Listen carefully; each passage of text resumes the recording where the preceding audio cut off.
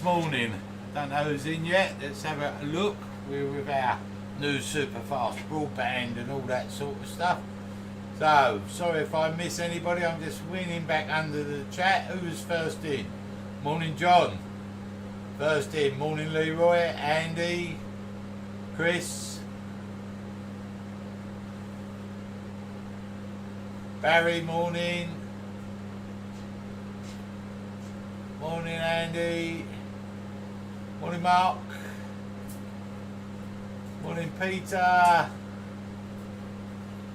Who else have I missed here?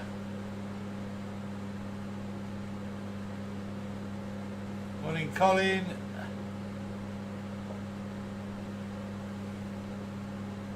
Morning, Malcolm.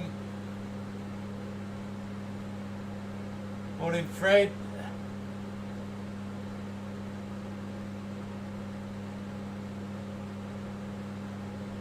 Morning, Adrian. Morning, Vicky. Oh, morning, Mr. Walt. Morning, Elena. Morning, Andy.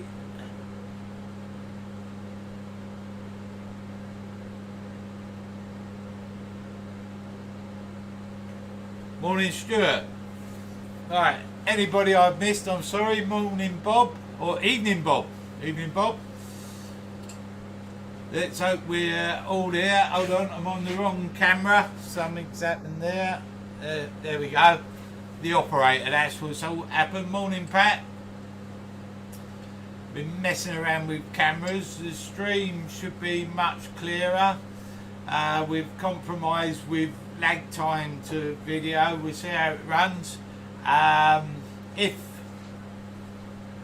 you give me any feedback, that'd be handy. We can adjust the settings for the next one. But keep moving off camera and moving mices around.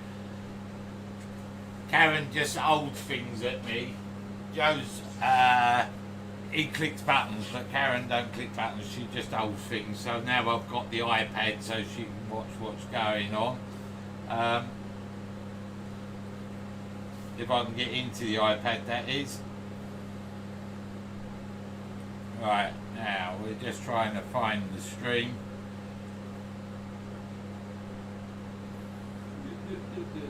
Very professional, as per normal. Right, so that's the iPad set up. More than anybody, it's just popped up while I was looking down at the iPad. Oh, I see, we've got 95 people in already this morning. Anyone think he's in lockdown? Morning, Trevor. Yeah, Karen's improving by the minute. Morning, Steve. What was that, Walty? The picture's good.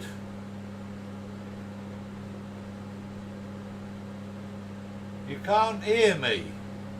You must be able to hear me. Give me a thumbs up if you can hear me. The mic's on, everything's booming away on the old OBS there. Morning, Andrew.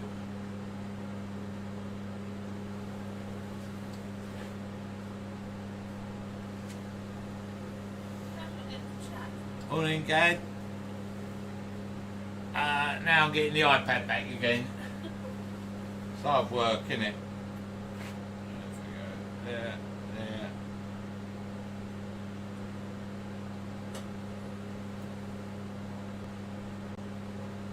No, know what you've done. Karen's pushed the button, alright. Now we've lost something.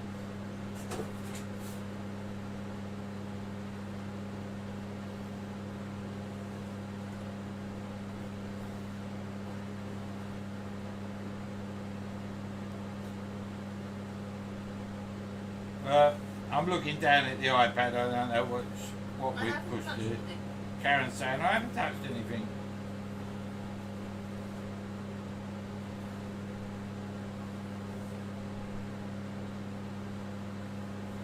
There we go.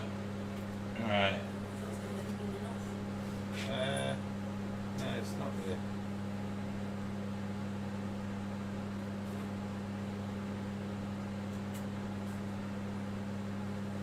There you go, it's coming up the side. Right.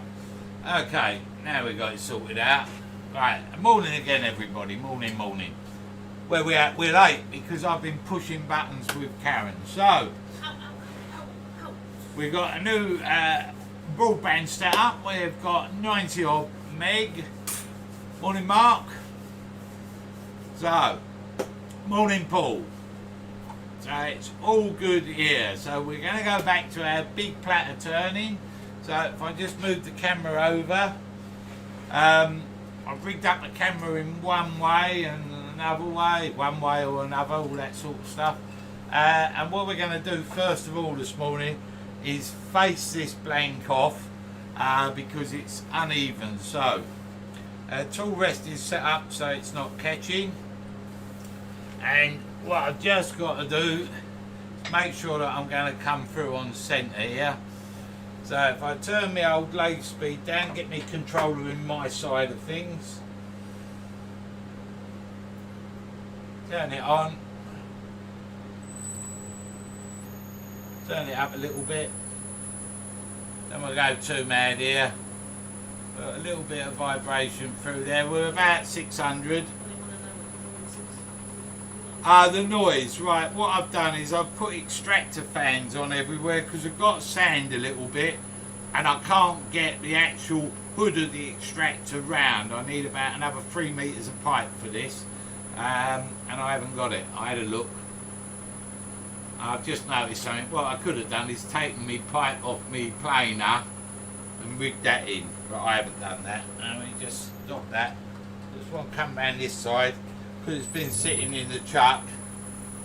It looks like it's running alright on the outside, so I assume we're alright. So, now, with the hand into the side, I'm just checking the camera. We're just going to come in.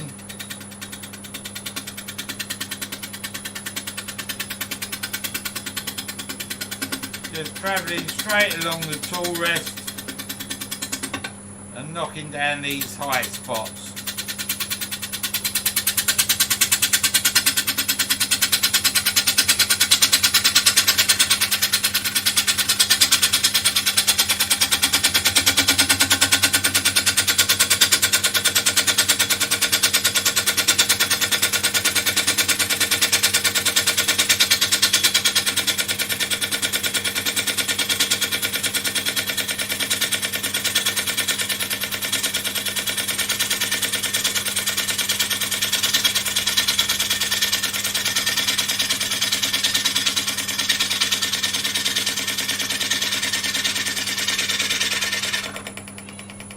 Something's moved there, I can hear it clicking.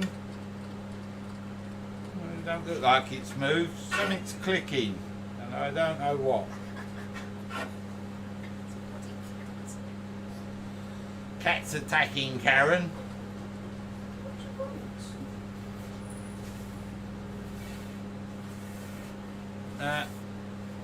She's solid in there. Whenever you hear a noise that shouldn't be there, always take the time to double check, especially when you're dealing with chunks of wood like this.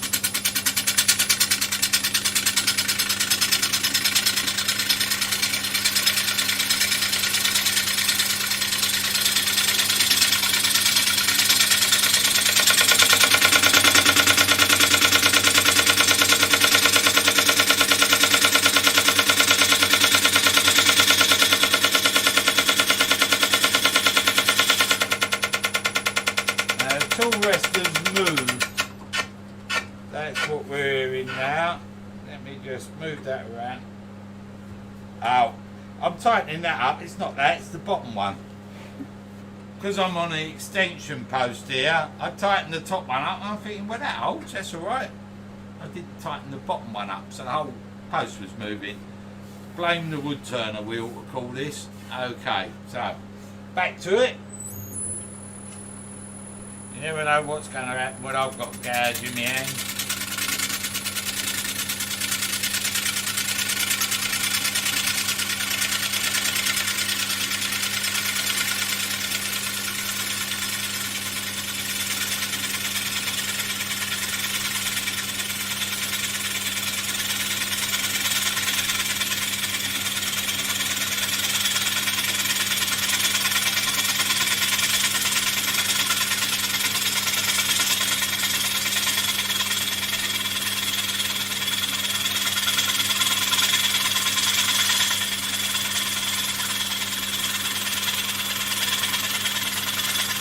As we get to the middle, we're travelling just that much slower.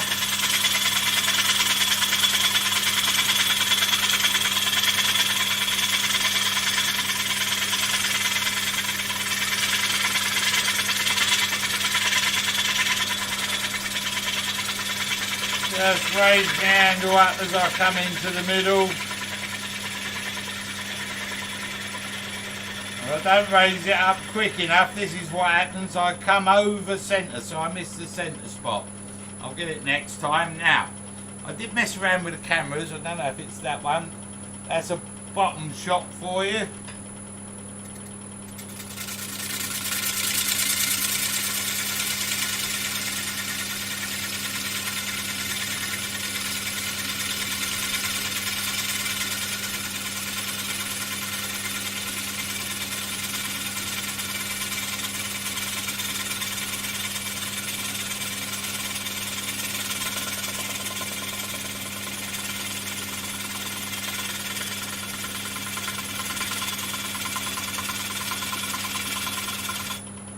This, not thanks for watching, let's try that button. There you go, a double camera, that'll really make you feel ill. Hope you ain't got hangovers.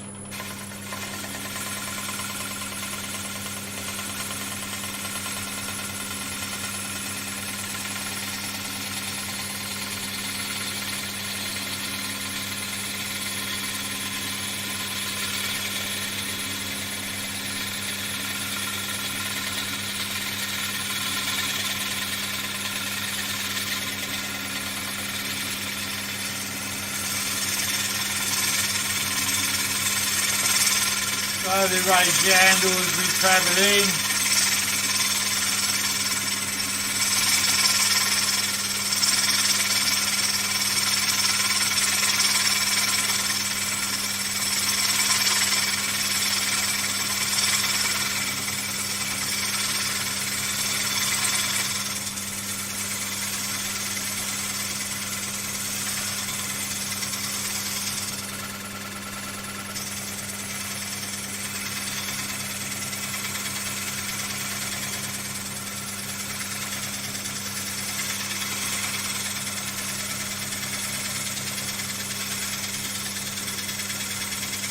Not too much pressure on the gauze, just enough to keep the cutting edge up with the shavings.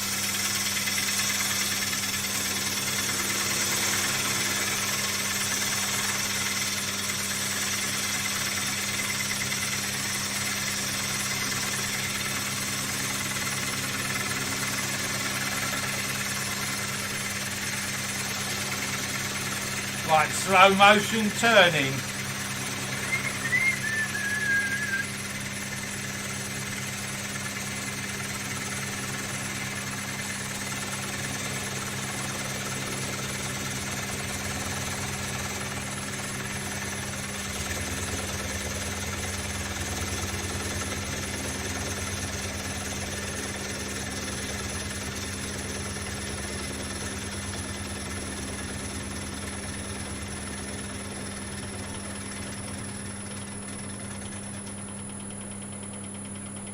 There, I just push the middle out because I'm not too worried about the middle at this moment in time. We'll be sorting that out in a second. So what I'm looking for now, just here, we've still got saw marks, so we just need a little bit more off of this. Just on the front. So now I'm going to stop sort of part way in because the blank's in balance now, so I should be able to turn the speed up a bit. And it's still bouncing. Know why.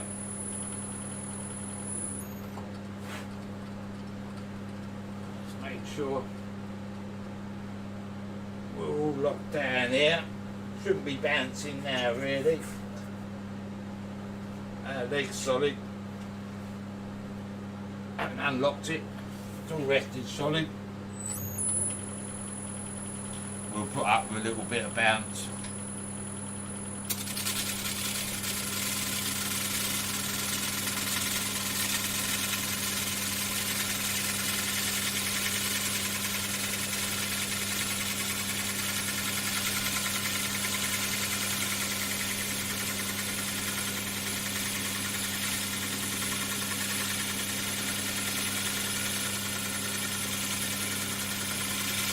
I'm watching on the opposite side. You should be able to see the line coming in.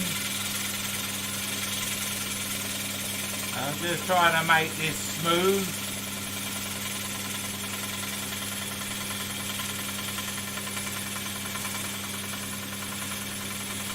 Morning, Gary Lowe. Shavings everywhere, mate. Gotta save them up, stick them on my head.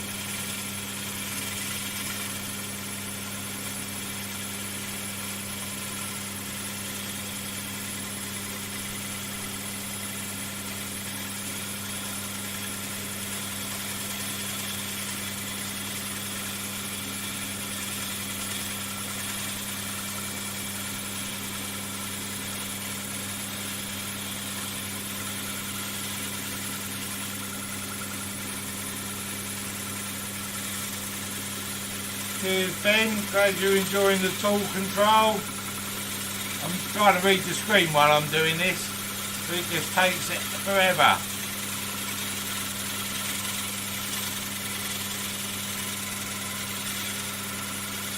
Morning, Leslie.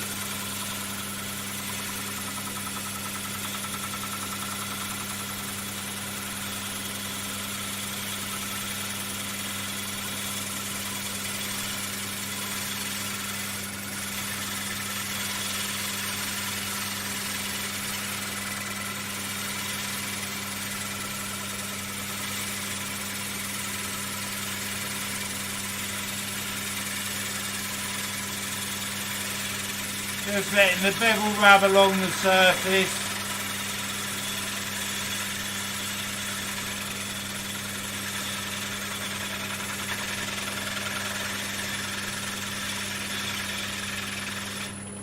We'll lose that there.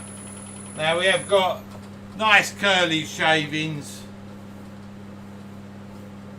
That's a good slicing cut. We've still got a little bit of sawn wood there, so there's another pass.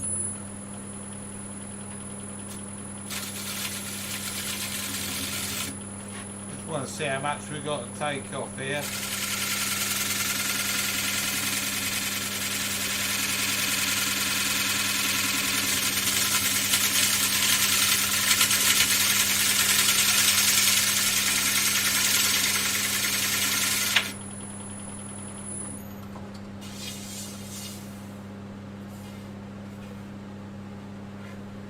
Touch more. Someone went mad with a chainsaw when they cut this plank.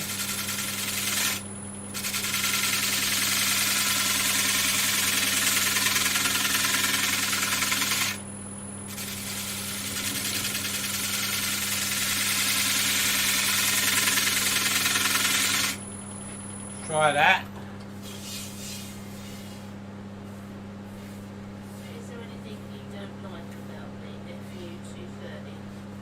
Anything I don't like about it? Yeah, it's not self-cleaning. If someone could invent a self-cleaning lathe, that'd be fantastic. Save me having to tidy up now and again. But if anybody watches Steve Jones, his workshop is always covered in shavings, and he reckons that's the way it should be. And if it's good enough for Steve Jones, it is good enough for me.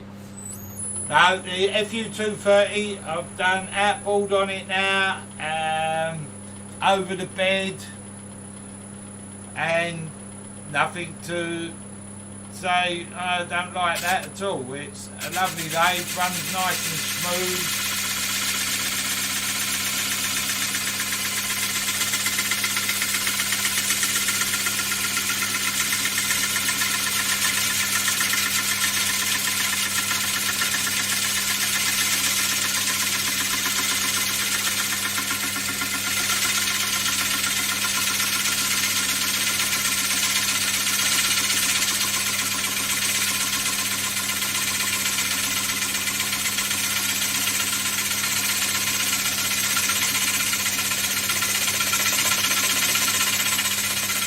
Just grabbing this tool in.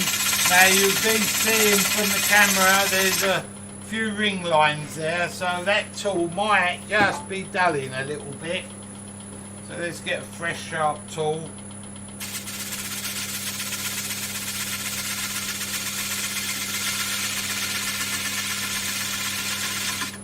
That's better.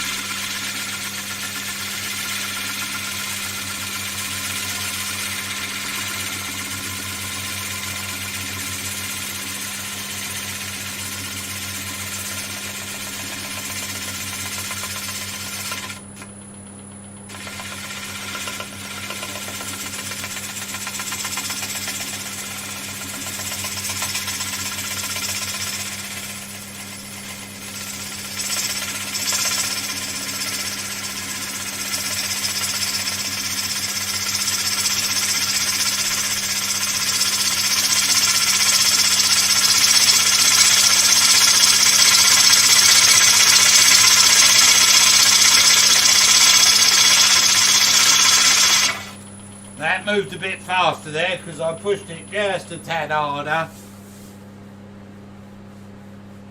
I just want to tidy it up. We've got just a little bump just there. You should be able to pick that up on the camera. You can see a shadow. So let's get rid of that, because this is the surface area that I want. So I'm just going to come sideways on a little bit. Pull the gouge along. Brush away the bump.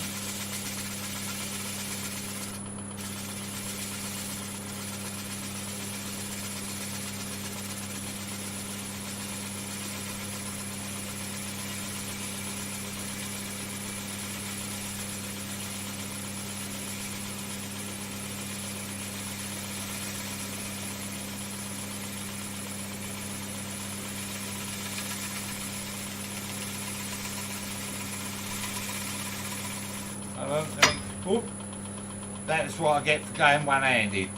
I was just trying to move the shavings out of the way for you, and I got a donk.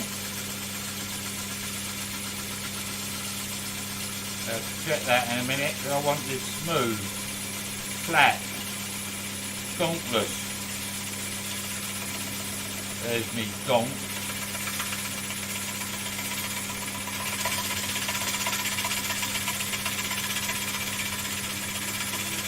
Using more of the wing of the tool now. So I come in here.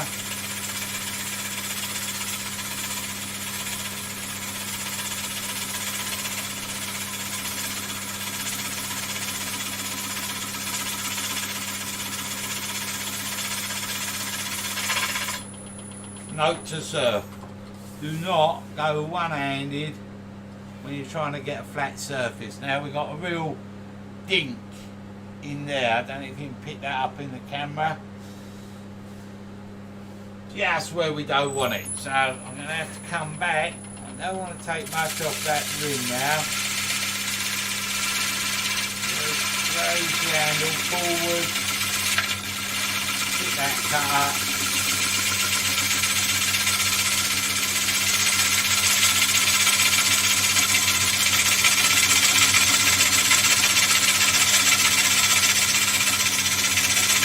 Back towards me just a tad.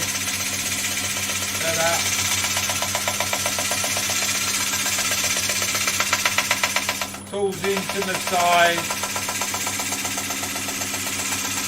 I'm just letting it feed across the tool rest. Bevel rubbing.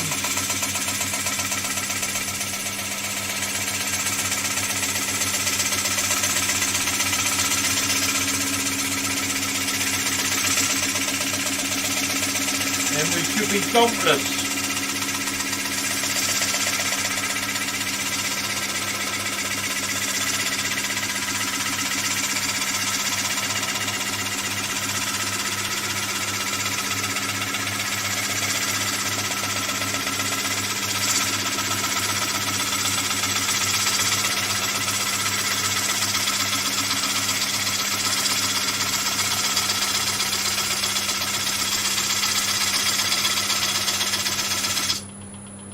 Try that, see if we are now donkless. Right, we're now donkless. It's got a little bump there I want to get rid of. So it's worth messing around, saves the sanding. So I'm going to come the other way, just gently press the edge of the gouge.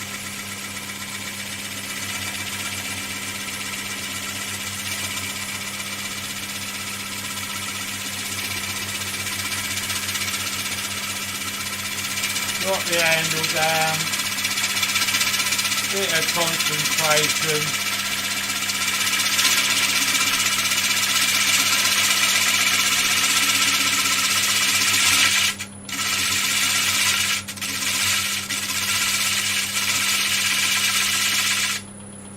Let's try that. That's not too sad. Right, that will sand down reasonably quickly. So we'll whack the extractor on. I've got two vents open to draw dust away. I've got the fans on.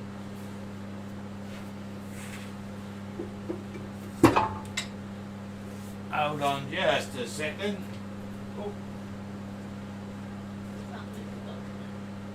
Karen can't move, she's got cat.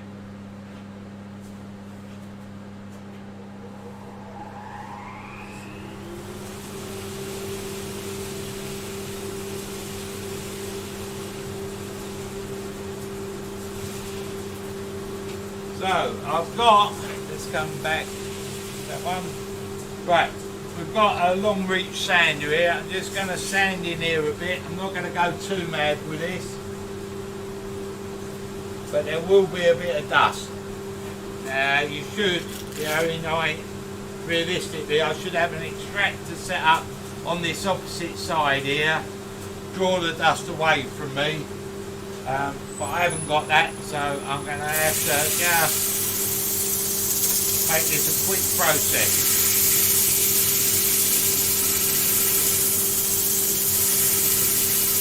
I want to get rid of them lines there.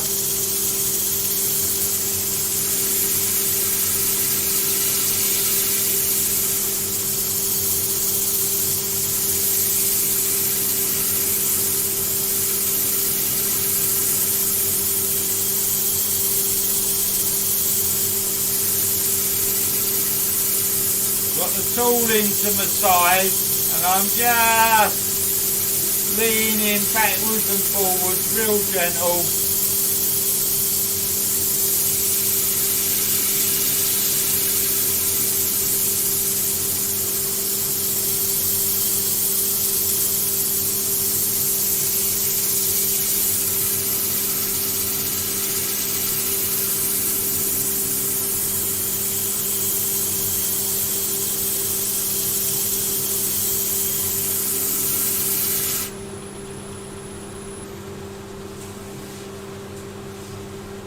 That'll do me. That's got rid of the bit that I want. So I'm not going to go too mad here. I'll just go a couple of grits down. I don't want to see any lines underneath. Now these sands are real quick because we don't want a demonstration on sanding. 72mm head, Simon Oak quick release system. Long reach handle, pro sander rather, quick release system. Think about what you're saying.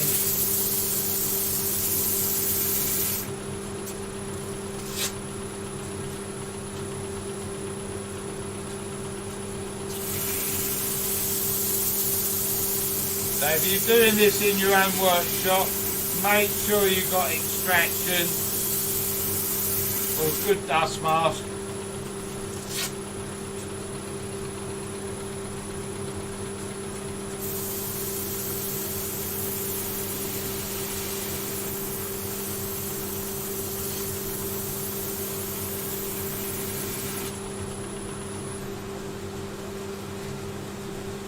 That'll do us. Lovely. Lovely jubbly, as they say. Right, so. For those of you with good memories, we'll take it off the lathe so you'll see the back. We did the back with orange, red and yellow, and made it orange, made it nice and bright. So we're going to tie the rim into the back to add something extra. I thought I was out of yellow paint. Don't worry, I've got a spare. Try that down. Give it a good shake up. So we're on the old unicorn spit. Got big glasses, they're all lined up nicely, that's good. So we give that a shake. We give the red a shake. Shake, shake, shake. A bit like a party. Samba party. It's because I've been watching Strictly. Drum roll. Can turn the extractor off, that gives me a drum roll.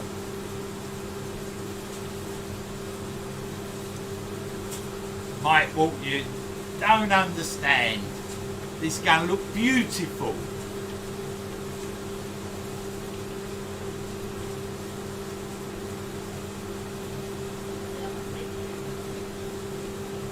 I can't hear it. Gary, I can't hear high pitched noise. Might be the extractor.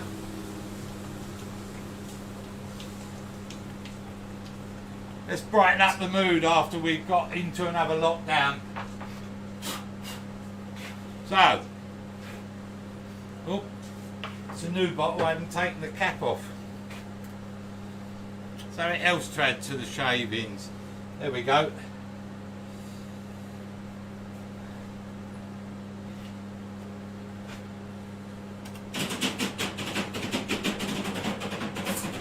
Hi, thank you.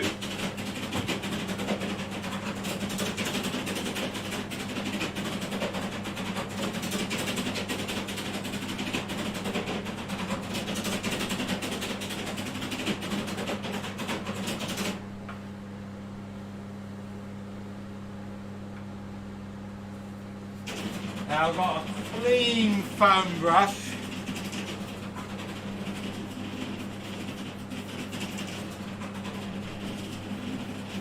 And I'm putting this on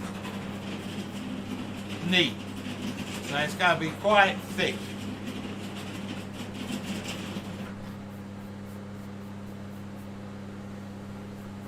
I was thinking about doing a bit of centrifugal spinning. Thought that'd be quite funny, a big platter like this. Mrs. Oliver said, will I be in the line of fire? No, of course you won't. Don't worry about that. Right, it's a bit of yellow, now it's going with a bit of red. Don't worry, we'll blend this. Oh, it's that wrong camera. Oh, wrong camera. Don't trust me with cameras. How's that? So what we've done, we had unicorn spit. I've got it in the tray. I've gone on with yellow. I'm going on with a bit of red.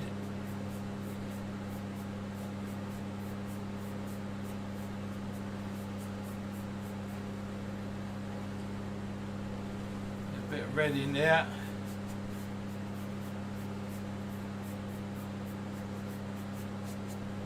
Makes you feel like summer. Let's get rid of the lockdown spirit. Let's get jolly. Let's get happy. And now we'll go back over with the yellow.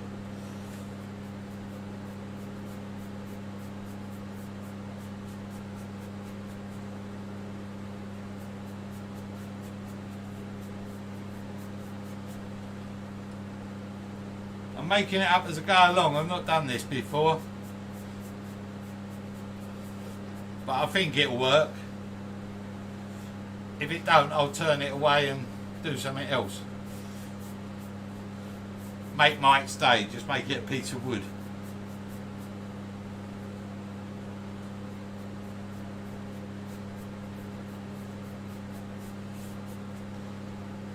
We'll see you in a minute. No centrifugal spinning, alright? We're not doing that. That'd be naughty. Naughty, naughty, naughty. Let's get a few dollops on here now. Big dollops.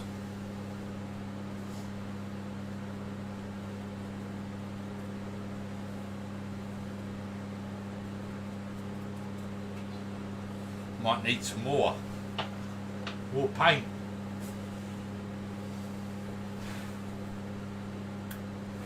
Who did the cap up? That was a bit thing, so I'm just squirting in some more yellow into there. A bit more, oh, I've got plenty of red in there. So I'm just putting on some big dollops of paint. Big dollops.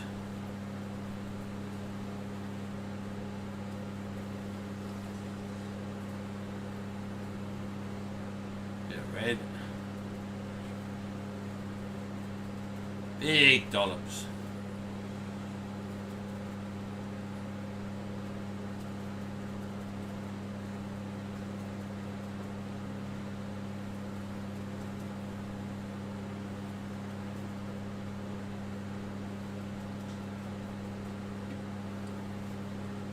Now, said to Mrs. Oliver, I won't spin the lathe and squirt paint on it at the same time, centrifugal spinning. So as you can see, I've not done that at all.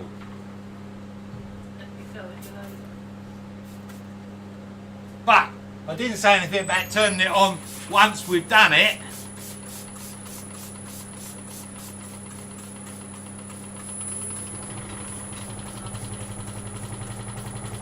I'm just spraying water on this as it goes round.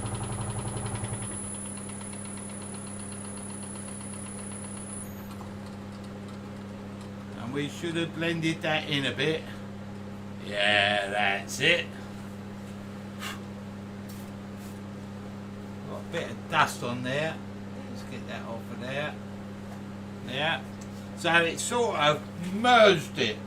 And we could then add more paint. So we've got a big bit there that's not very good. A bit more yellow.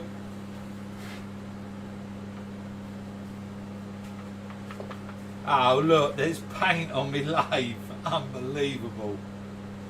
Well, it lasted 2 weeks. So we've got a bit here that hasn't flung out for us properly. So we'll dab a bit more in there. Dab a bit in here. Get a bit in there. This is like a tie-dye effect.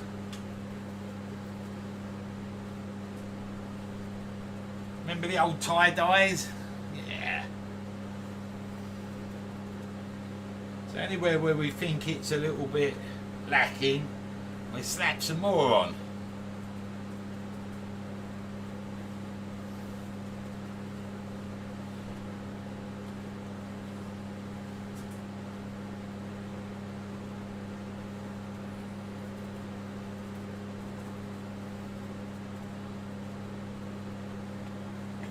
Just a tad up there. Right. Back to it. I've only got a fine mister on this. Mind the computer.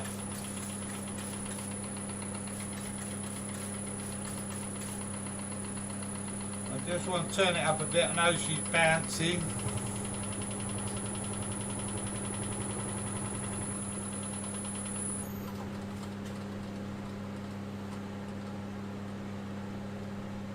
Look at that. Now we got a tie-dye effect going on there. Bit bland there. So we'll won't mess about. Let's get a bit more colour in there. This is especially for Mike Wall. He likes a bit of colour.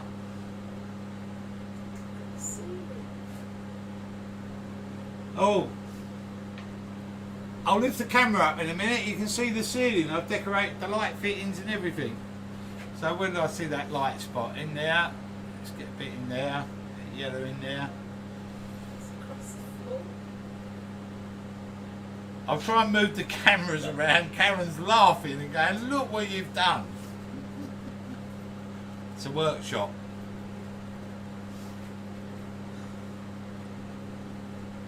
Bit light just there. It's on the camera. Oh, camera arm, that is. Oh, I've got me drill.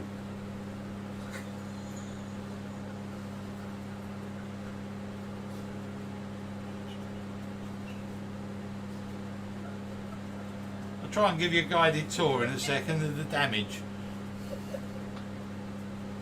Right, last go. Quick mouth of coffee. Oh, it tastes of paint. Right, so here we go. One more. Tool rest, look. Try a little bit of speed in there just to throw that out.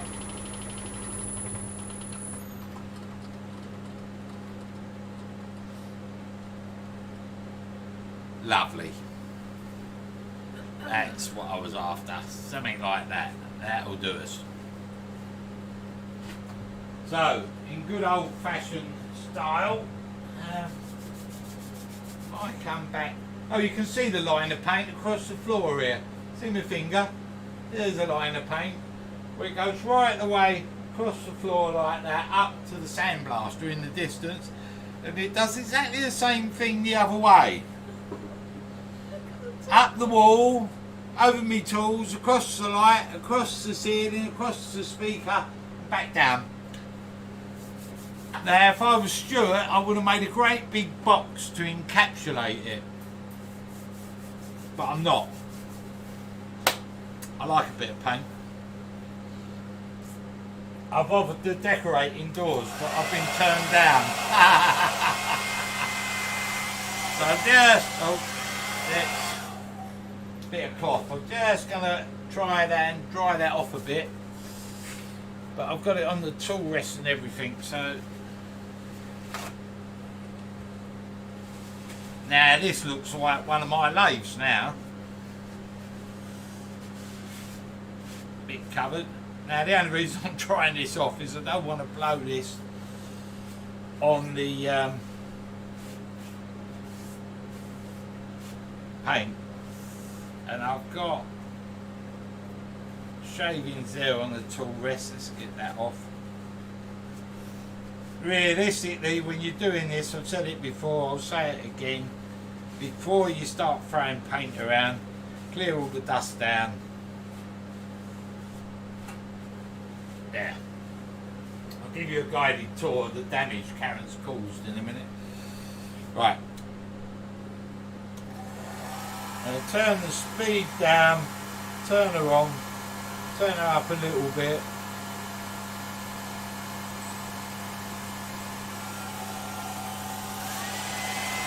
And we'll just dry this off. Just a water-based paint, the Unicorn Spit. Now, under normal circumstances, the camera's frozen. Oh, there we go. Under normal circumstances, I would just carry on with the paint until such time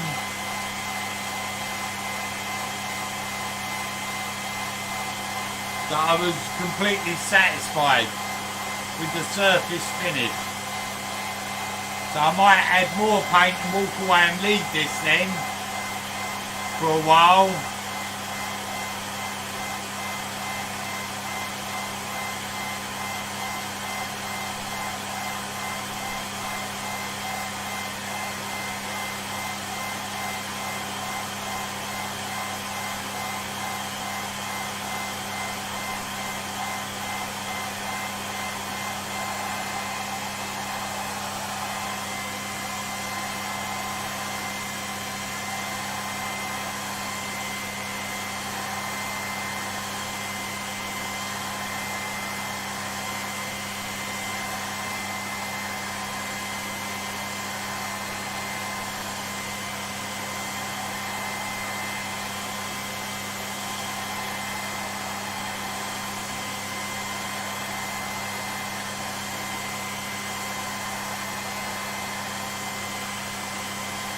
And obviously under normal circumstances, you'd let this dry properly.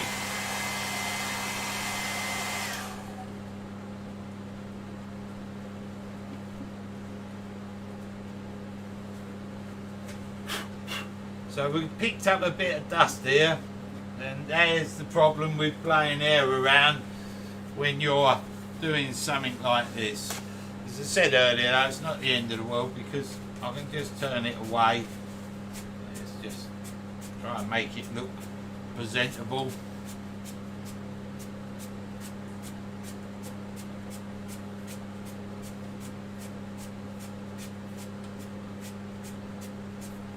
There.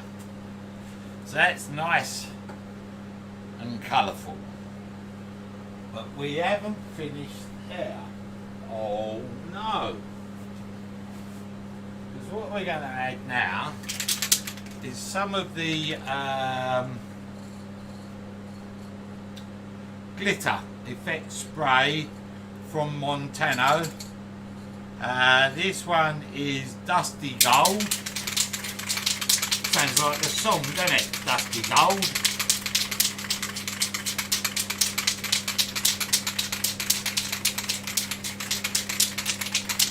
Give it a good shake up.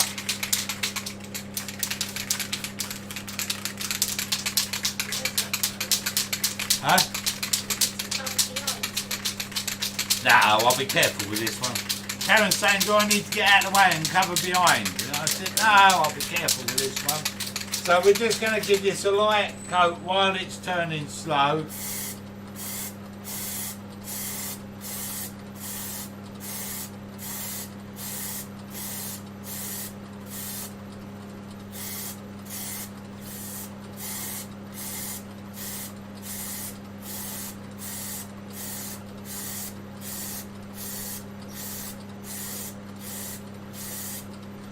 Have a look at that. Yeah, we're starting to see now. I don't know how the camera's going to pick that up. Let's try. Is that the right camera? You see a glitter sheen on there? Not really. Add a bit more.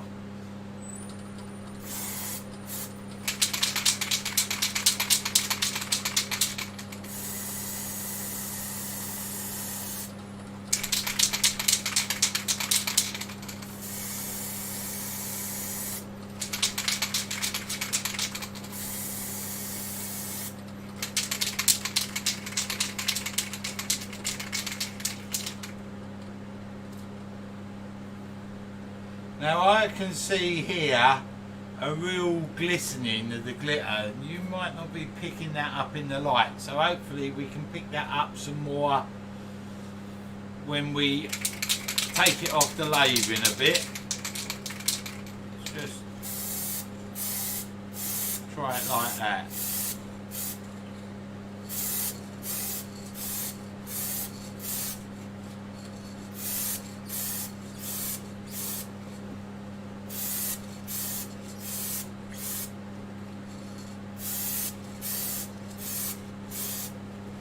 So I've got the fans on to get rid of this.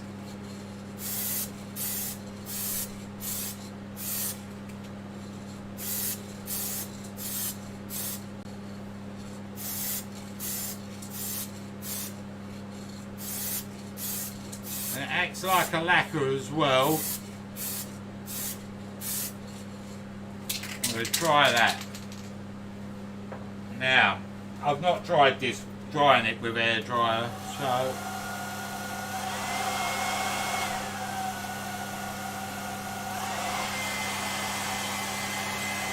see if we can dry it off. Sorry? What I was using? The glitter.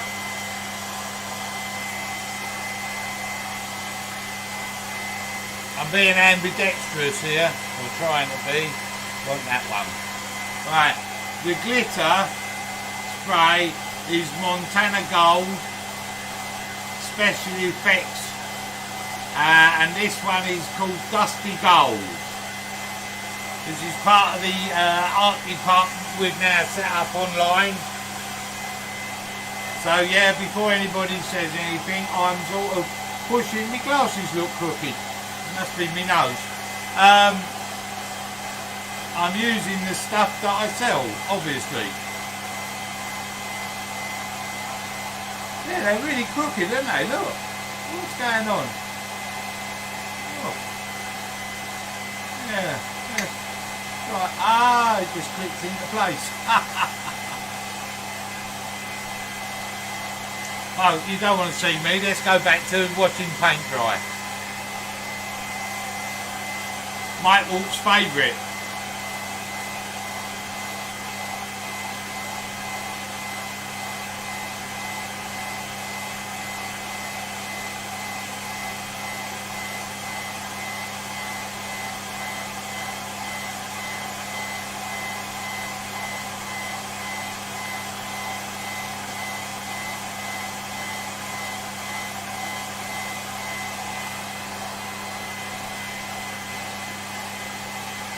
We'll just give this another 30 seconds or so.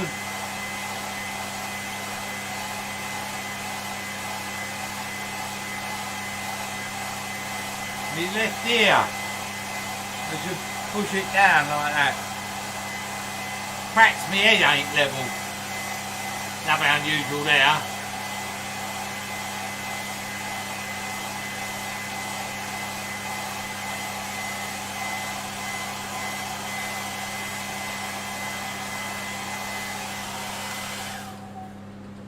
See how we're doing. Test that. Ah, that's dry enough, I think. Alright. A few shavings down there, let's brush them away. That'll be dry enough, I hope. If it's not, it's not.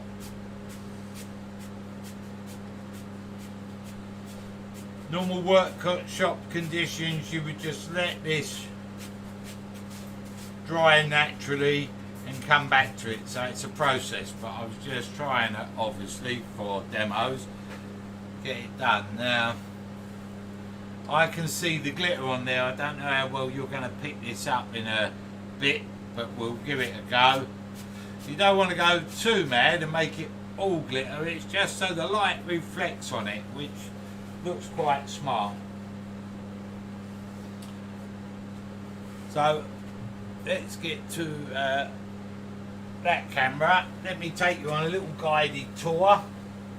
So the paint at the moment, you can see, has gone up the camera arm, up the drill in the background, up the wall, up the toolboxes, up onto the ceiling, across the light, across the ceiling, still on the ceiling, disappears a bit there, and then we come down on the floor on the other side, cover the leg of the chair.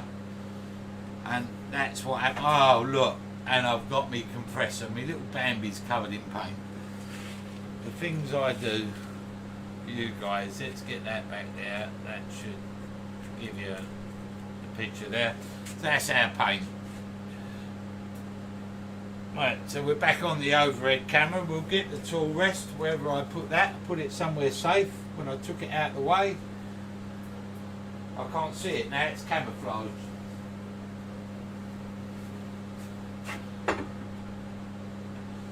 We're going to let the tool rest settle somewhere there. Make sure we're on centre for cutting. We are on centre for cutting. Check our depth. Don't forget we've got a socket in the back. We just turn the speed up to a turning speed now, somewhere around there, and we just rub the back of the bevel. And then I can lean forward, score a line, twist my wrist anti-clockwise a little bit.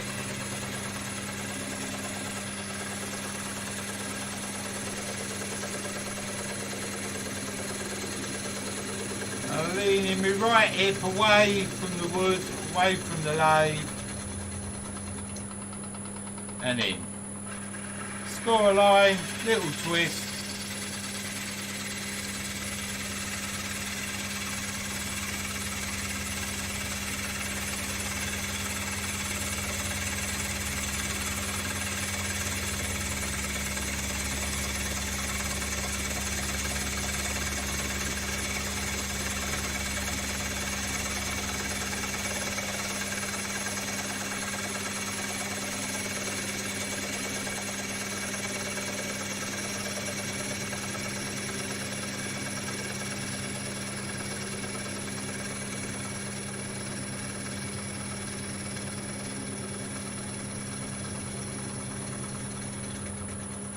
Glide in there.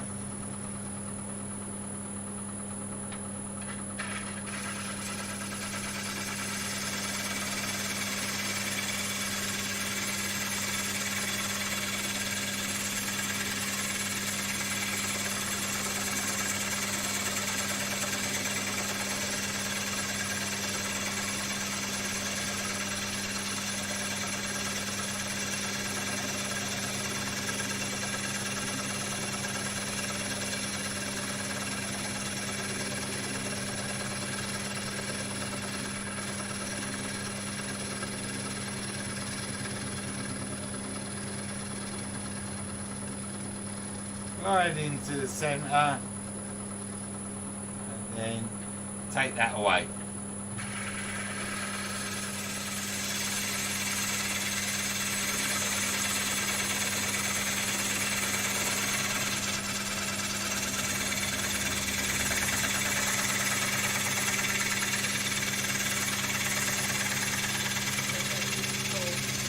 Huh?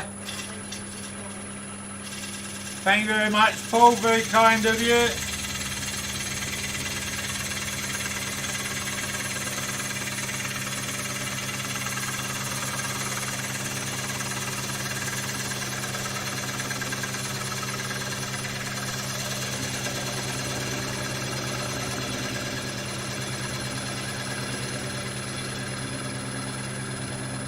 What I'm going to do is, while I'm turning this away, I'm going to show you something. So if I push my bevel too hard while rubbing it,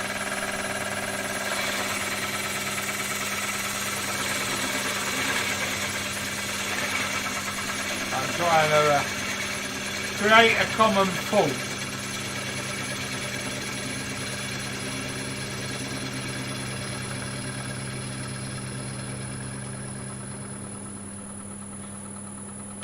Quite.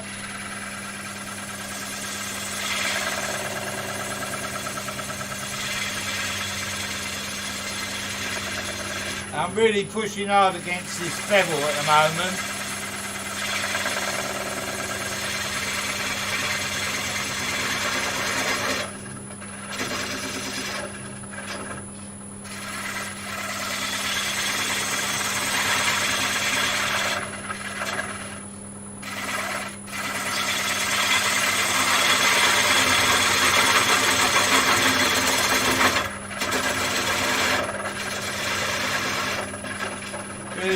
Forcing the cut. And what you can see now, we've got bump lines, and you may be able to see a little spiral developing in the middle. Let's come to that camera, get that tool rest out of the way. And you see a little spiral just coming in the middle there. And if I carry on pushing hard like that, that spiral will become bigger and bigger and bigger, deeper and deeper. So then what happens when I bring my tool across it, my tool bounces, so I can't get a proper cut. And when my tool bounces, I then think, oh, I've got to push harder to keep it on the cut, and I generate more heat, so I can't touch the tip of my tool, it's that hot.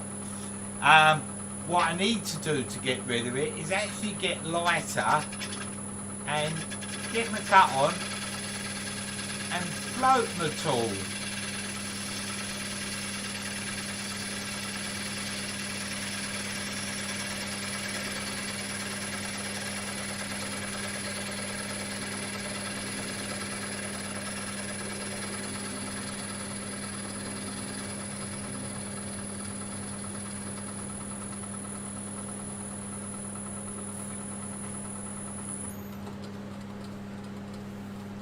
So if I float my tool, I get rid of those bounce lines, the heat. It's done by heat. So if you're pushing hard, that's the sort of thing that people use scrapers for to get rid of. You just got to make sure your tool's nice and sharp.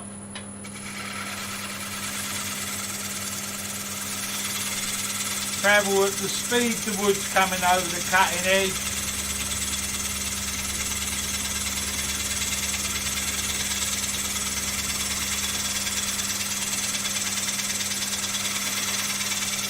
Now when you're doing large pieces of wood, what happens is you're turning at much slower speeds invariably, so it just takes longer to get there.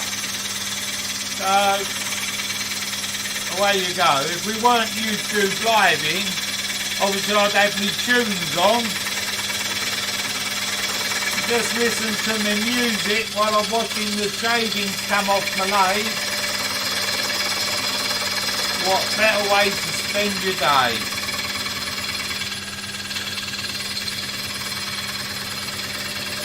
Just go back to that overhead for you. Might be a better shot.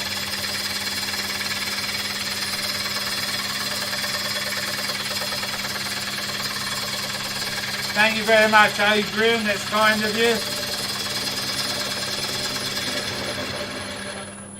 Eh? Karen said, I think Malcolm chipped in. Thank you very much, Malcolm.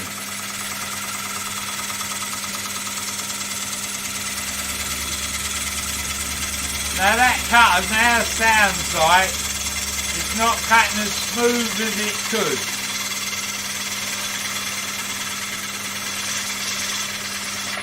So what people do is put up with that and push harder. What I'm going to do is just change over to another sharpened gouge. That's a better sound.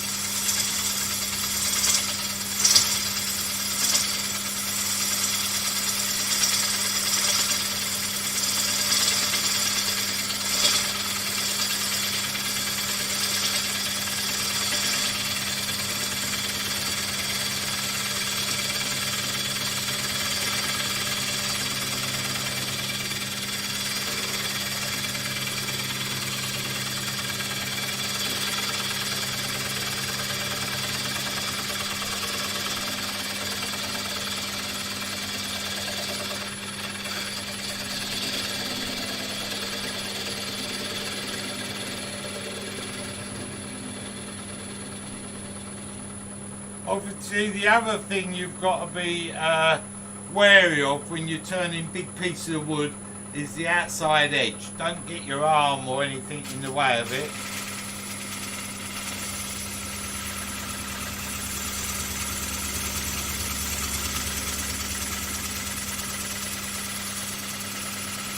Because it hurts. Not like I've done that before. I am slowly turning my body away from the lathe, but it's really slow in balance with the tool cutting the wood.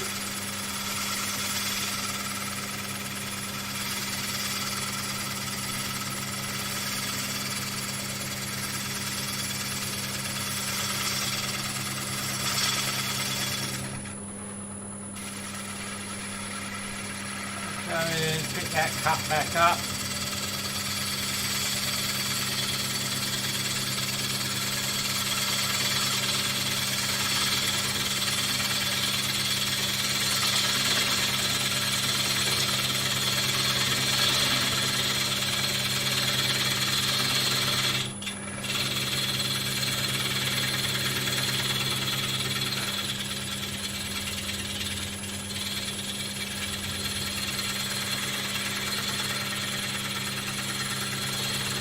Just clearing the shavings so you guys can see something.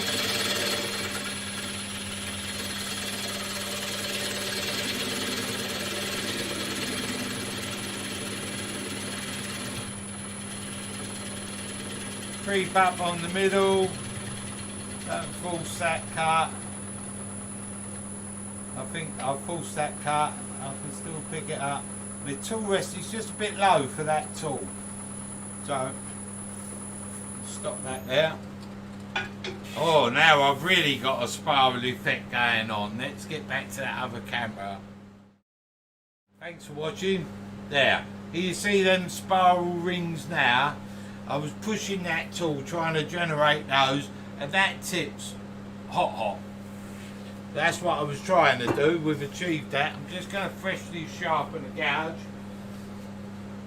Won't be a second, talk amongst yourselves and all that.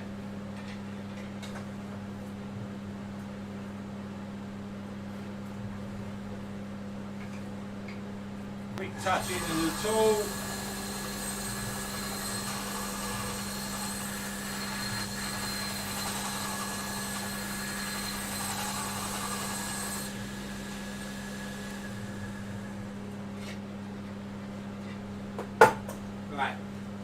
Now we'll turn it back on and get rid of those. So the more I push, the worse they will become.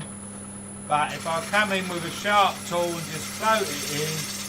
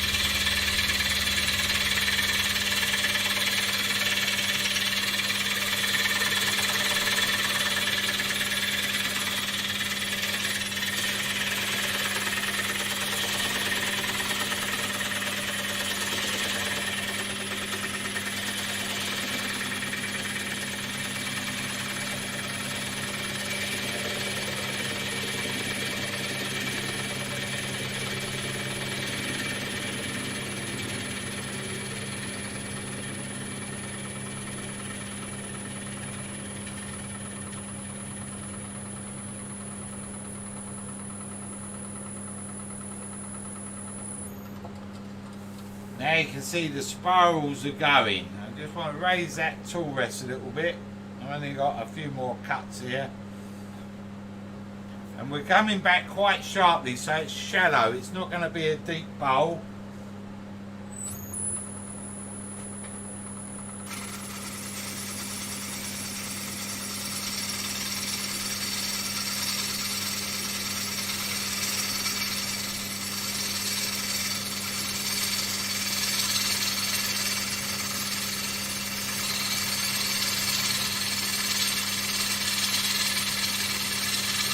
Got enough pressure on my handle so the tool can't come out of my hand.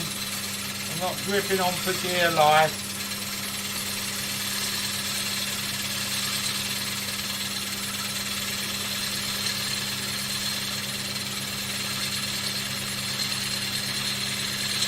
Raise the handle as I go.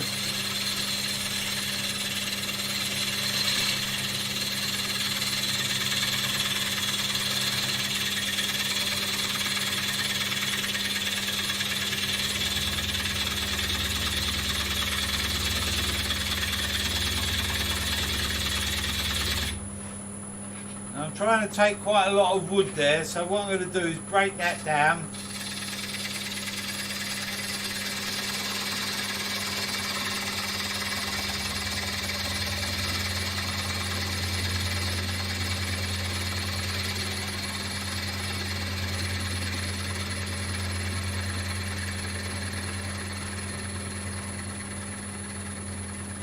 I raise that tool rest just a tad too much.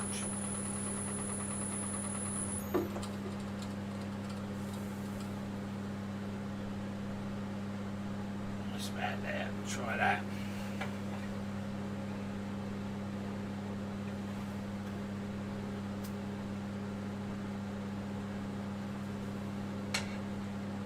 That's it. We'll try that. I'm just going to rub the back of the bevel, lean the hand forward, pick that cut up there.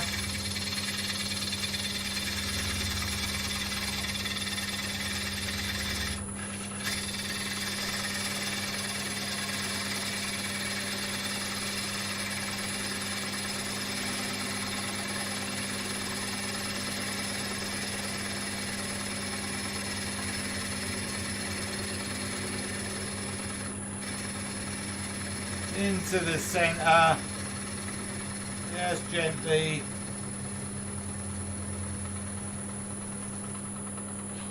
Now pick that one up.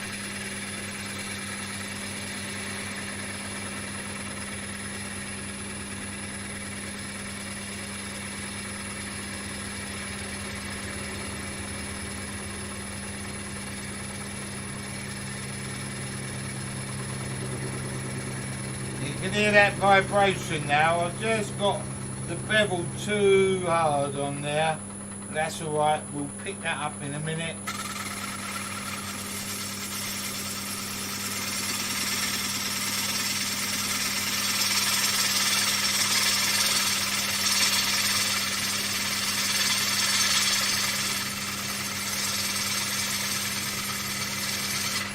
We'll lose that cut about there.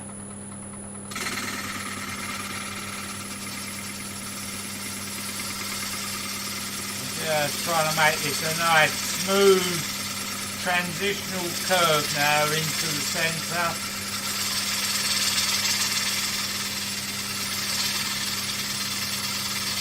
With all me messing around, I've just got a little bit out of shape. So I'll just come back. Now as we come in, we'll probably lose our cut at about an inch from now.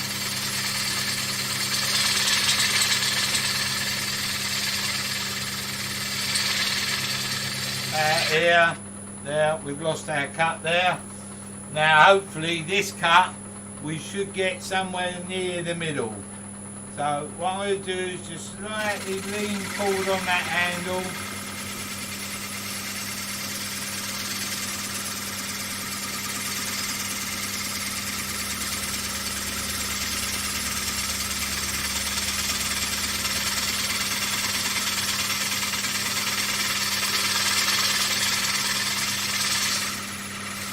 Not too much.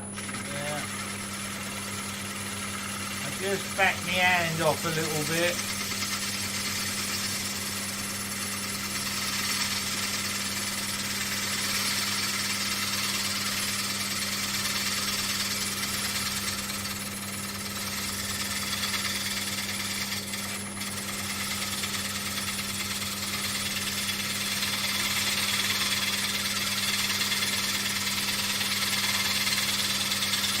I'm looking on the opposite side to where we're cutting so I can see my curve. If I need to raise my handle a little bit or drop it, I can just tweak that as I go.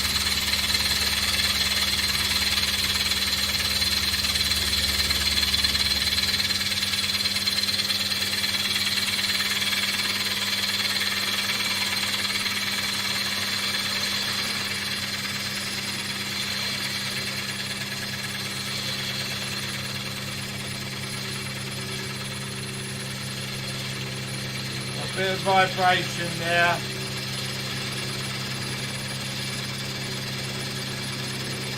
Just I'm coming through. So I'm probably putting the bevel rub bounce line in. I can sort that out with the last pass.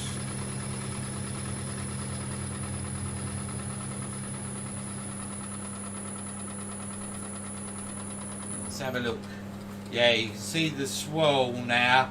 You can feel it. If we come back to that camera, if I move the tool rest, you can see our swirl pattern there. But I'm nearly there. So what I'm going to do, because this is going to be hopefully my final cut, when I learnt to turn with my old mate Tom, he said every time, well, not every time, he said when you're going to take your last cut, make sure you've got a sharp tool, so sharpen it. And then if we mess up the last cut, the next cut becomes our last cut, so we have to go and sharpen the tool again. Now the advantage of that is you soon learn not to make too many last cuts. Otherwise you spend your wood turning time on the sharpener.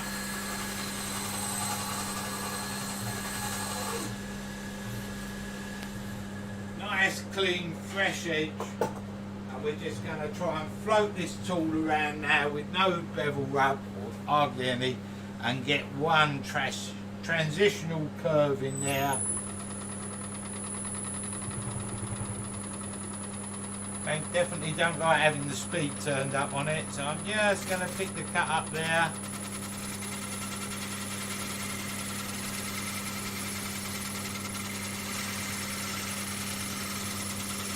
Make this very fine. handle back a bit.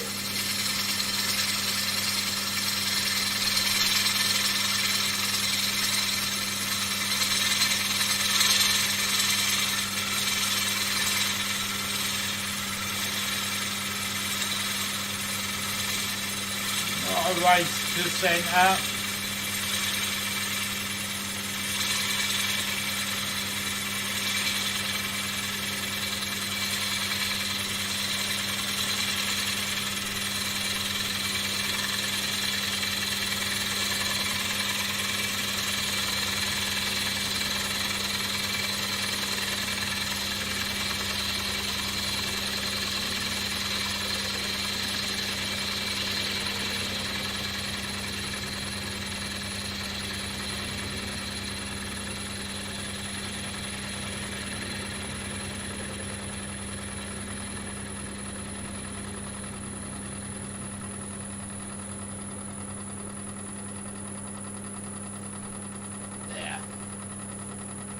Have a look at that. Have a little feel. Yeah. Just cut the bump lines as we start. I just want to get rid of them.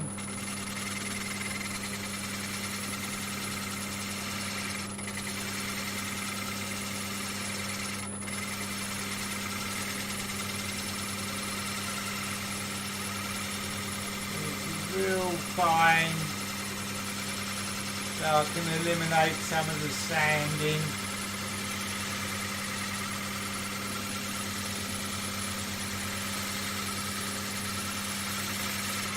Now in theory I should have gone back and sharpened my tool again, because this has now become another last cut.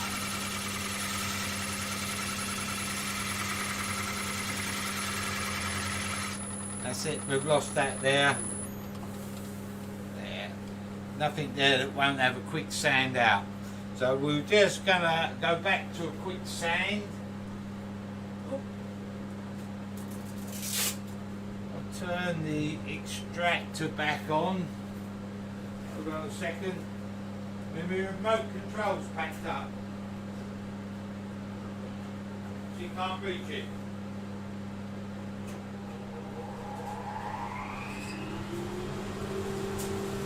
Right. So we're just going to come in here. I'll remove the tool rest, or I could use the tool rest for support if I bring it back a bit. Just into here. I don't want to sand that bit of paint now.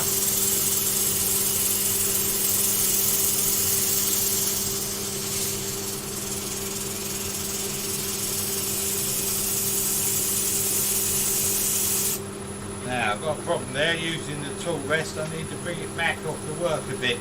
The head was getting stuck on the tool rest.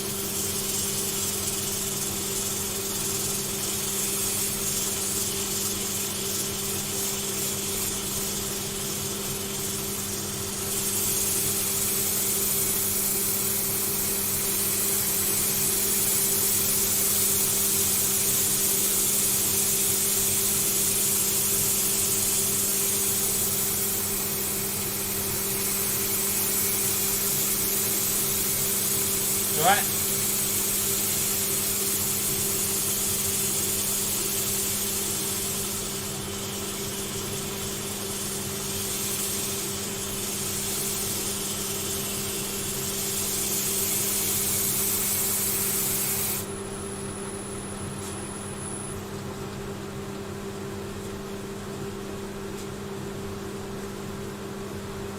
Little bit of a line up the top there.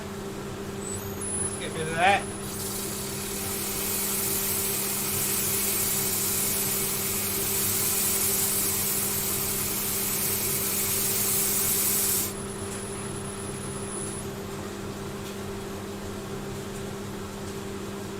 Got rid of our line.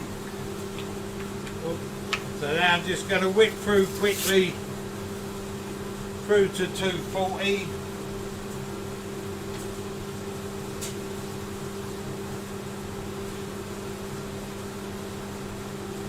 Drop my sand pad.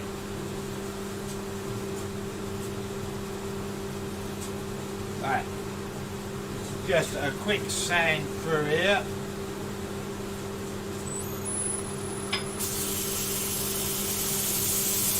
My 40 grit did the work to remove the lines.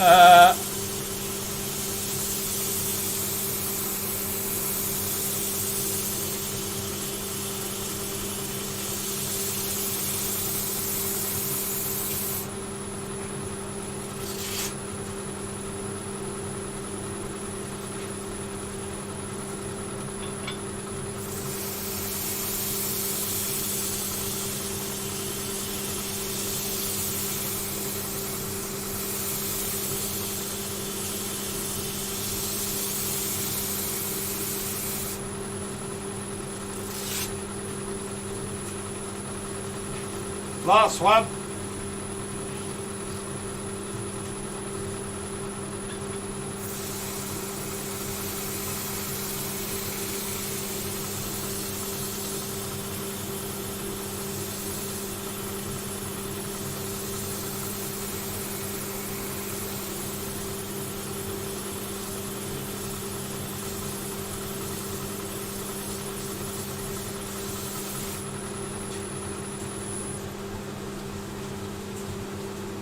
Rid of that. That looks alright, so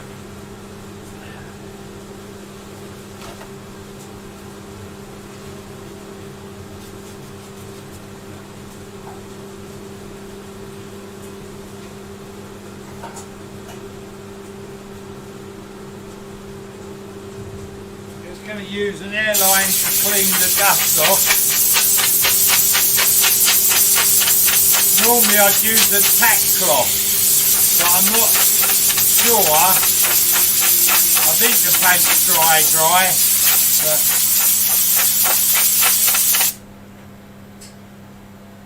just to make sure.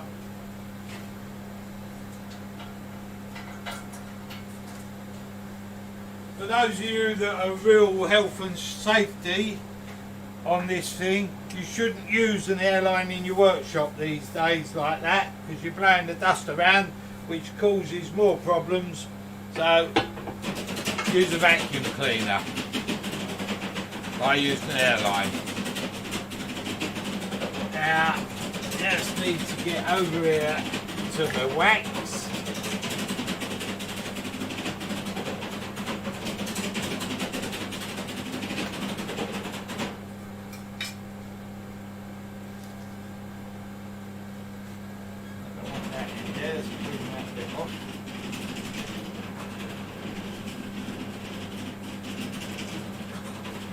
Paint down there. Note to self, do not use wax and finishes on wet paint. Tin of me cut and polish here is covered in yellow on the inside of the wax, so just cleaning that out. But I don't really want to put yellow in the middle here. If I can help it. I think that's got it.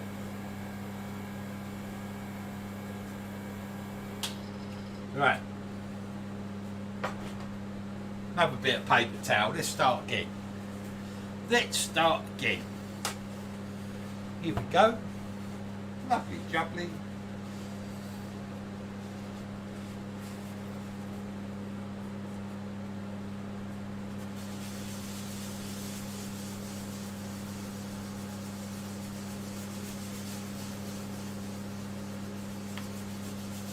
Now, of course, what I could have done is put sanding sealer on this and just done a lacquer finish on the wood. But because I'm stupid, I thought the old cut and polish would quite set this sycamore off. So I've got to just be careful I don't hit that painted edge. Just ploughing it on in a circular motion.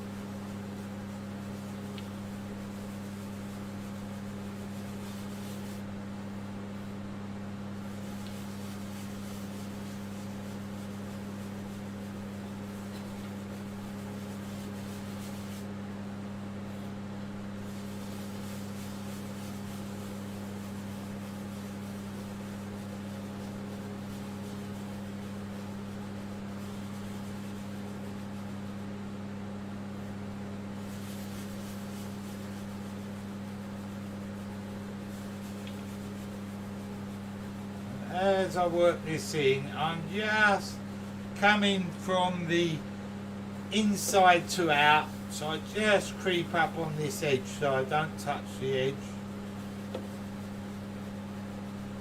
Just a little bit of care, doesn't matter if I overlap it with the wax. And again, I'd let the paint properly dry if I was doing this in real life, not YouTube life.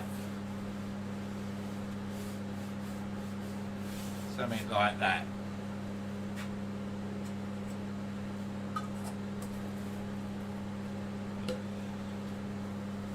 These live demos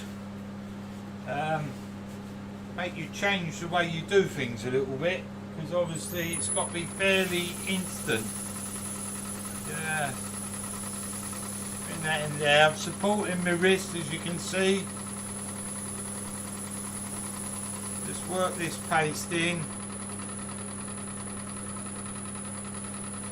Turn the towel over. Clean bit of towel.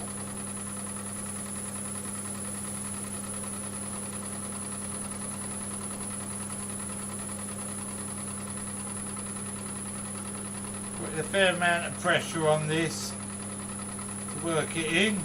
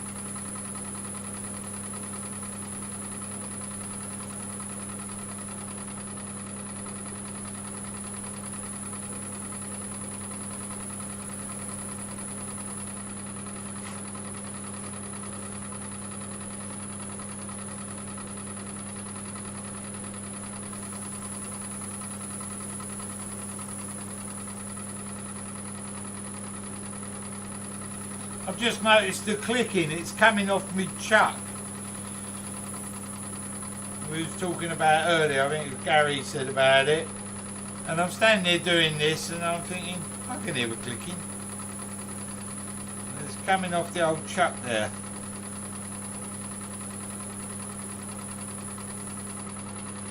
Right, so that's that part done. Now we'll stick a bit of wax on here. Now you've got to let the wax go, stand on there for a minute. So we've got another little job we've just got to do. So I'll put the wax on, and while the wax is setting, you're supposed to leave it for a few minutes. So I'll put the wax on, and then we've got to just tidy up the edge because we've got an overspill of dyes in either direction. We don't want them on the edge. So let me just get a bit of this microcrystalline. This is the chestnut microcrystalline on here.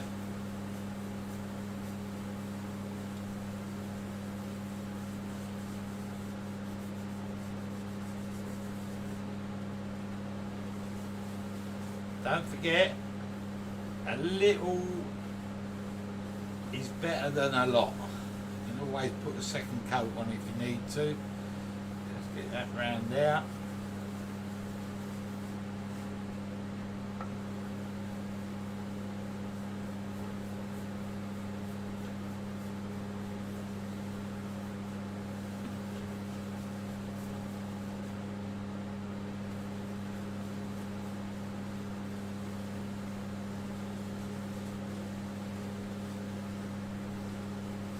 Let that settle on there.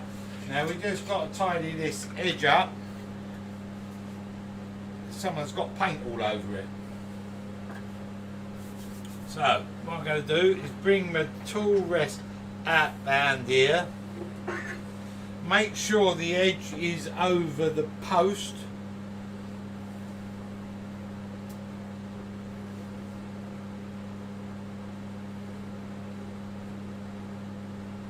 So I get maximum support, lock her down,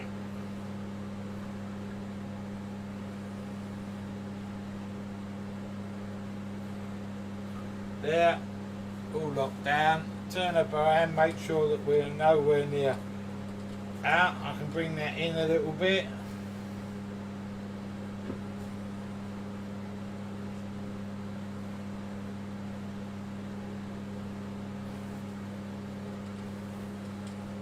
That's cool.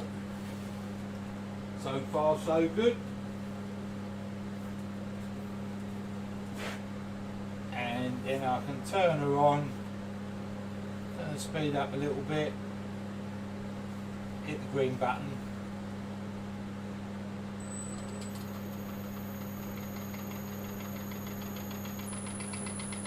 There.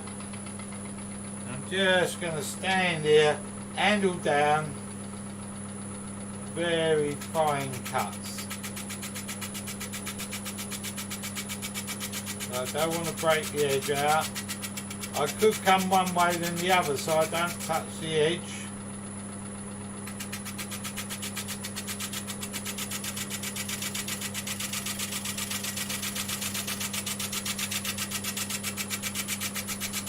So if I get to there, I could just come back this way to tidy it up, but you can't see that on the camera. Probably can't see this too well, but it is cutting and you will see hardly any shavings coming off on your monitors. This is very, very fine, unless of course I get it wrong, and it won't be so fine.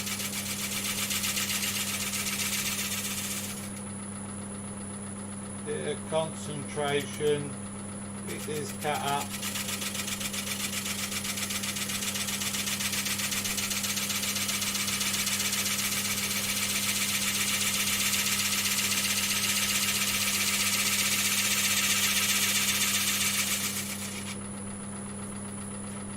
I just want to check that. If I cleared the paint, now there's a little bit more.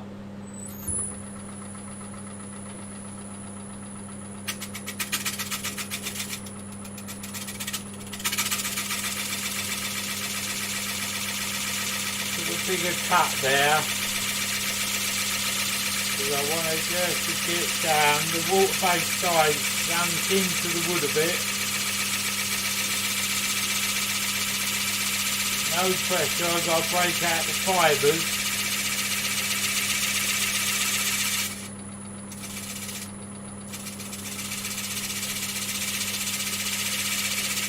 I don't want to do that.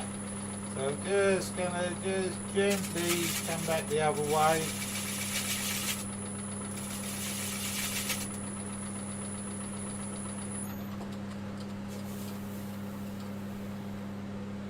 Yeah, it's giving us a clean edge. So I'll just sand that up quickly. Don't know where I've put my tool. Put it over there out of the way. Get rid of my tool rest now. Take the whole thing out. That's the easy way.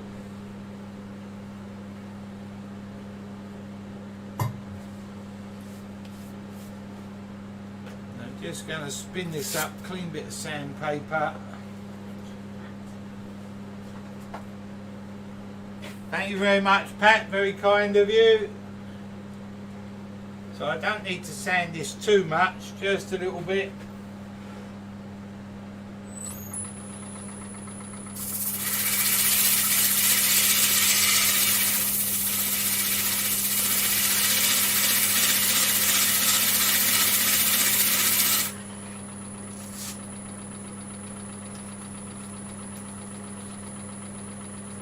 Do the same again here.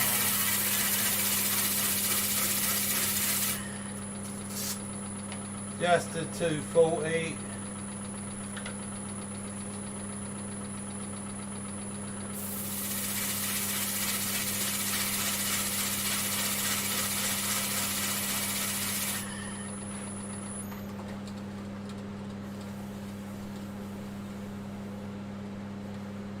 That looks alright, so we'll just give that a quick bit of cut and polish.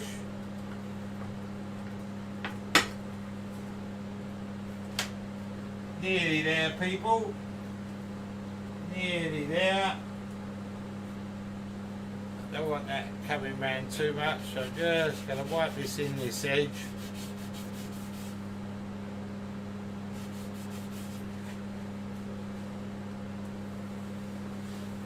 I've got a bit of paint bleed, so I'm catching the paint, which didn't want to do. So a lacquer might have been better here, really. But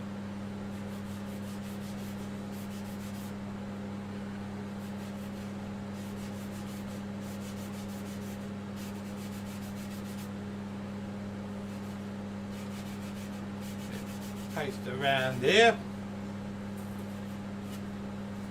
not too much.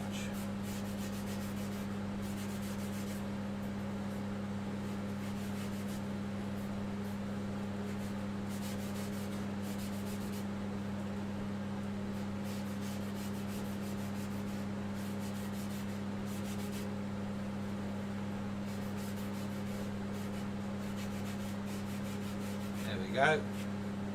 Get rid of that excess bit, I don't want that. Need a clean bit of paper towel. Clean bit of paper towel.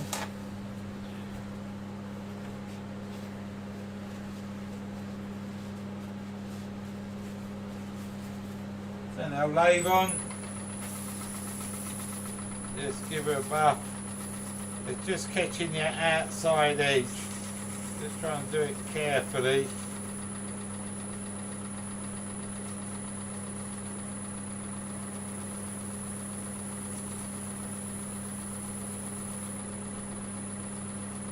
And fold it up, just using like a 1/4 inch of towel or less.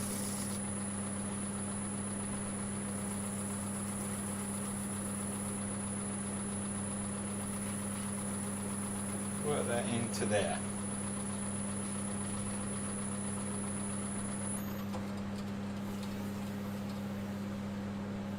That looks alright. Bit of wax on there. God, we're nearly there.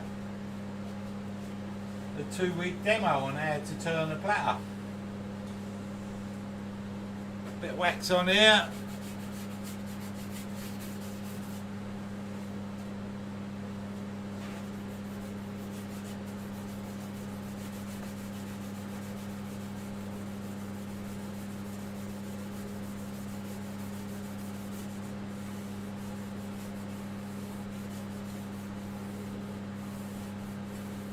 She's on. Now we turn lathe off, on, off. Buff up this centre. Then we'll just buff up the rim. And then we'll take her off the lathe. And then we have it finished.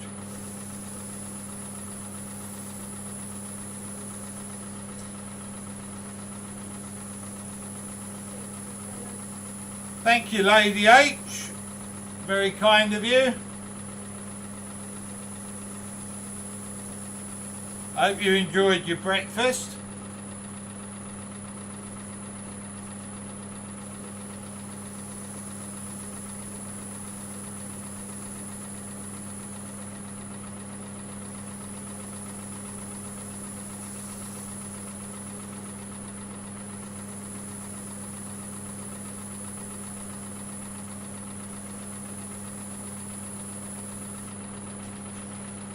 Just do this rim.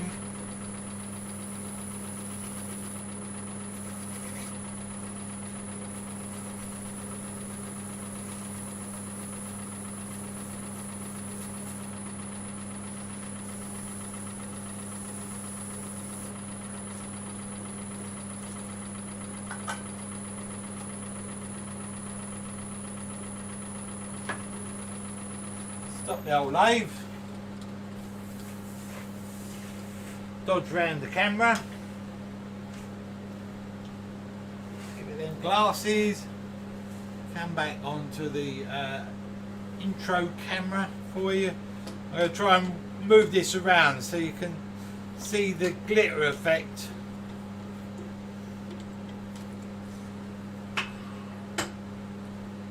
On the platter. So there. Can you see the shimmer of the glitter?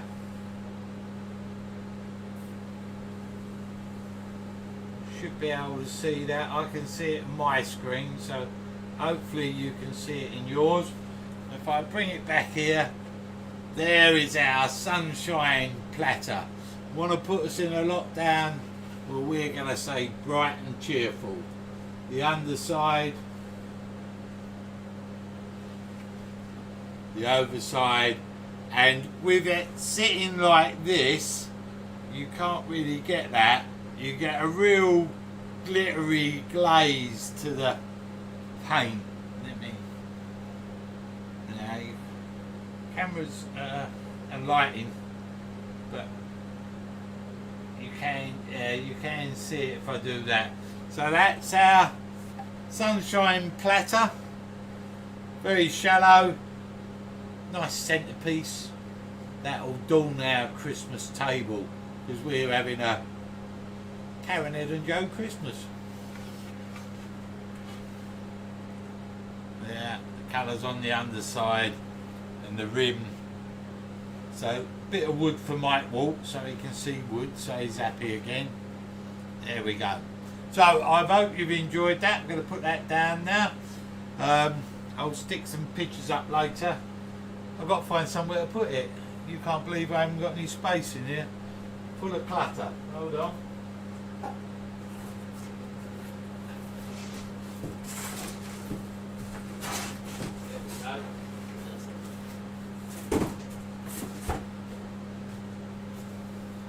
Full of clutter. So the lathe has now been christened, covered in paint. The workshop has got a lovely red, yellow and gold hue to it. You can see that I spun the lathe with the paint on, you know. That's what you do, isn't it? That's what it's about. Mrs. Oliver didn't get covered in paint. And I kept to my word, I weren't going to centrifugal spin, so I didn't. I tie-dyed it. So it's been a tie-dyed piece of wood. Hope you've enjoyed this week's demo. I know there was a lot going on today with other demos going on, but I've enjoyed it. I hope you've enjoyed it. If you've got anything you need to ask away. If not, I shall go. Thanks, Jennifer. Good to see you. Better than the other evening's demo. When we was testing out the broadband, a few people turned up. So, because people were there, I did a little tea light, and that's got a glitter glaze to it as well. You might be able to see that in there. So it was a little tea light because people were turned up, and we kept jumping from setting to setting. So I thought, well. Talk about camera refresh on the lathe cap. Sorry? Talk about camera refresh on the lathe cap. Yeah, what's happening is we've got an LED light directly above the lathe, and that's causing a bit of refresh, a flicker. So what I'm going to do now is rig some sort of filter up over it to diffuse the light a little bit. I did try turning the lights off at this end of the workshop to run, but the picture quality then fell right out. So the next stage is to mess around with the lighting a little bit. I think diffuse it will do the job. So we'll get there. Now we've got a much better quality picture. Obviously those little things show up, so I'll just make a screen up and stick a screen over it or something and see what happens. Someone was asking how much you would sell it for if you would sell something like that. If I do a platter like that and put it up for sale, that'd probably be up between 400 and 500 quid. When I do pieces like that, I get them to a point that I like them, and then I put them up for sale like that, and the person that falls in love with it will pay it, and if people don't want to pay that price, that's fine. You know, I can't see any point in undervaluing your work, your experience, and the effort that goes into making pieces like that. You know, that is a demo piece that we'll have indoors, because if you look at it closely, there's a couple of specks in the paint that are not quite right. You make them absolutely perfect, so that's the way I did it. Yeah, I could try a softbox, but it wouldn't be... Oh, softbox for the light. Yeah, what I'm going to do is just make a frame up. I've got some filter, like you use on a softbox. So I'm just going to put a filter above it. If not, what I might do is turn them off and get a couple of floods up, or LED side lights, and filter them out. I watched a demo. Pat Carroll did a IRD on photography with lighting, really good. So I'm just going to have to mess around with that. So, thank you all for watching. Thanks Woody. Cheers Mark. Thanks Stephen. Thanks anybody I've missed saying thanks. Cheers Derek. Thank you, Derek. I'm glad you like the platter. Cheers, Andy.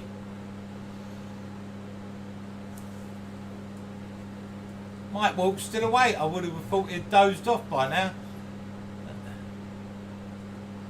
Thank you, Brian.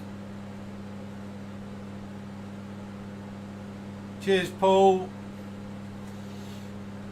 Thanks, Rob. Cheers, Tony.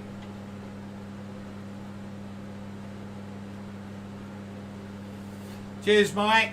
Speak to you soon. If you've not done so, click the button, like and subscribe and all that stuff. I forgot to mention that. Not kept an eye on that today, so if you have enjoyed it, do the old click, double click. Cheers, Gav.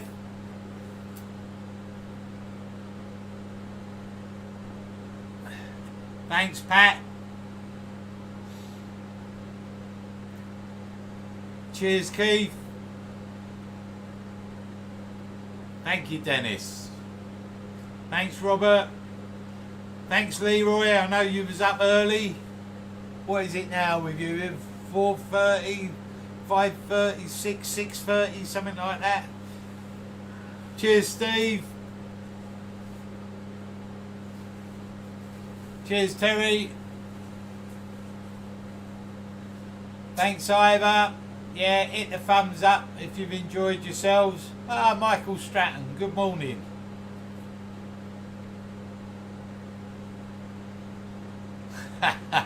Yeah, my sunny complexion is even sunnier with better cameras. Well, broadband, really. Cheers, Stuart. Thanks for watching.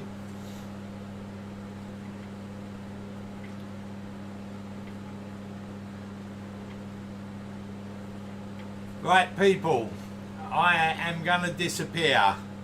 It's 10:02. I think there's someone doing a demo at 12 o'clock. I've enjoyed the morning, enjoyed your company. What speed do we get on the new web connection, Dunk? At the moment we're getting about 92, 93 up and down. They said it would vary over the next fortnight and they trim it. And then we was told it's up to 100 meg. Thanks, Helen. Yeah, you're furloughed now, so you can come back. No excuse not to watch Saturday mornings. Right, people, have a good week. Thanks for coming. Thanks for joining in. And we'll come up with another plan for next Saturday at 10. Take care, like and subscribe. Thanks very much. Goodbye.